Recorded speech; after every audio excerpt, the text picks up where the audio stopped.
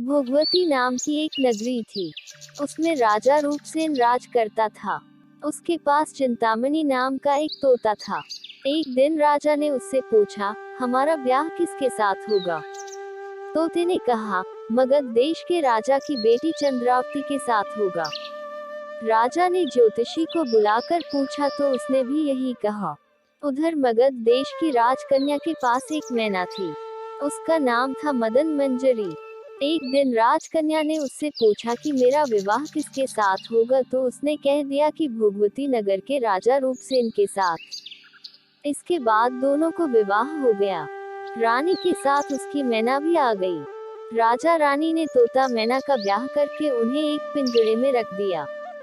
एक दिन की बात की तोता मैना में बहस हो गई।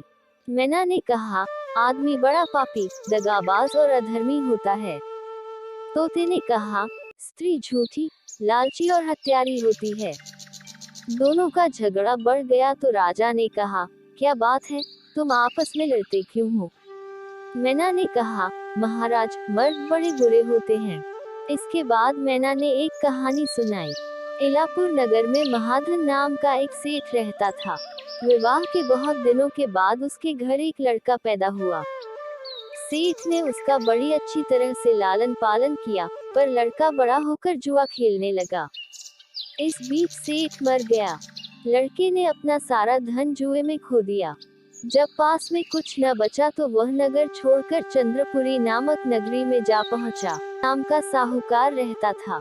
उसके पास जाकर उसने अपने पिता का परिचय दिया और कहा कि मैं जहाज लेकर सौदागरी करने गया था। माल बेचा, धन कमाया, लेकिन लौटते में समुद्र में ऐसा तूफान आया कि जहाज डूब गया और मैं जैसे तैसे बचकर यहाँ आ गया। उस सेठ के एक लड़की थी रत्नावती। सेठ को बड़ी खुशी हुई कि घर बैठे इतना अच्छा लड़का मिल गया। उसने उस लड़के को अपने घर में रख लिया और कुछ दिन बाद अपनी लड़की से उसका ब्याह कर दिया। दोनों वहीं रहने लगे। अंत में एक दिन वहां से विदा हुए। सेठ ने बहुत सा धन दिया और एक दासी को उनके साथ भेज दिया।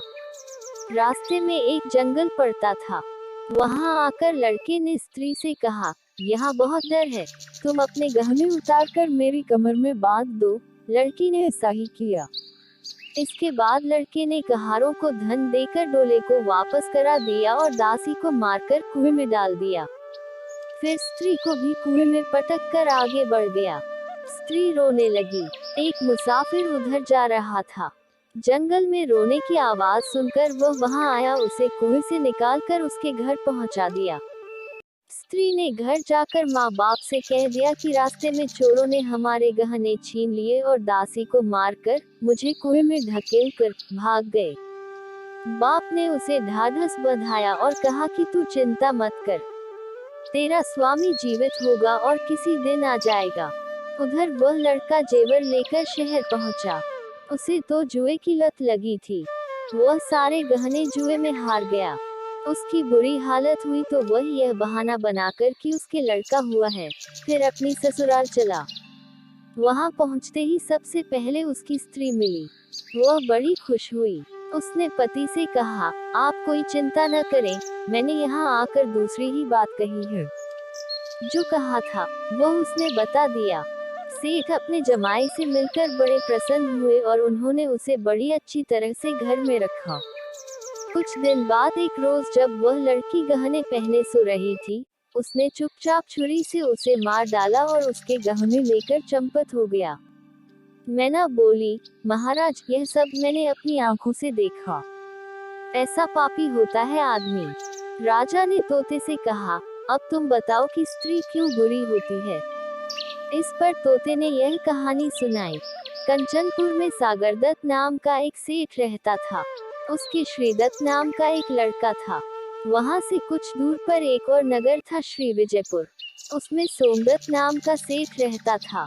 उसके एक लड़की थी, वह श्रीदत्त को ब्याही थी।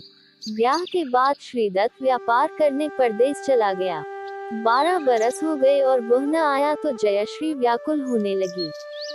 एक दिन वह अपनी अटारी पर खड़ी थी कि एक आदमी उसे दिखाई दिया। उसे देखते ही वह उस पर मोहित हो गई।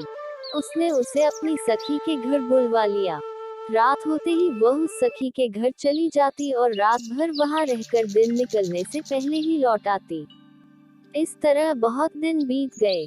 इस बीच एक दिन उसका पति परदेश से लौट आया। स्त्री बड़ी दुखी हुई, अब वह क्या करे। पति हारा थका था। जल्दी ही उसकी आंख लग गई और स्त्री उठकर अपने दोस्त के पास चल दी। रास्ते में एक चोर खड़ा था।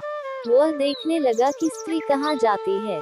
धीरे धीरे वह सहेली के मकान पर पहुंची। चोर भी पीछे पीछे गया। संयोग से उस आदमी को सांप ने काट लिया था और वह मरा पड़ा था। स्त्री ने समझा सो रहा है।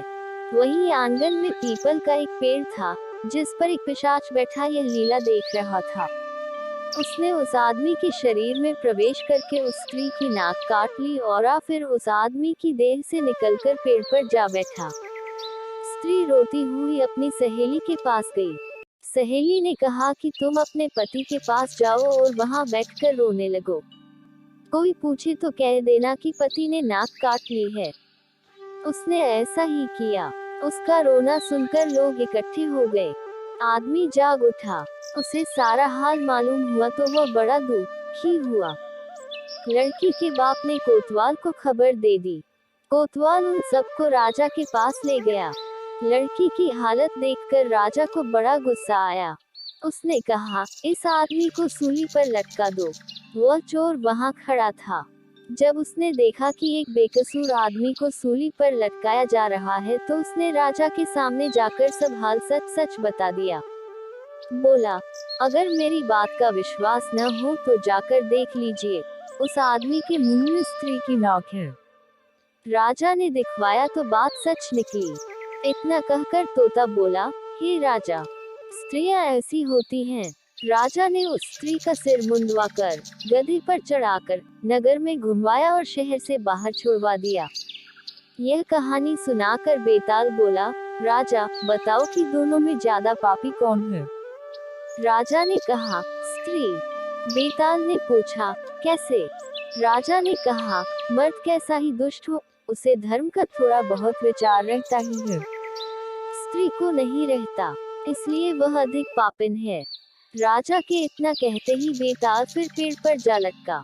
राजा लौट कर गया और उसे पकड़ कर लाया। रास्ते में बेताल ने 5वीं कहानी सुनाई।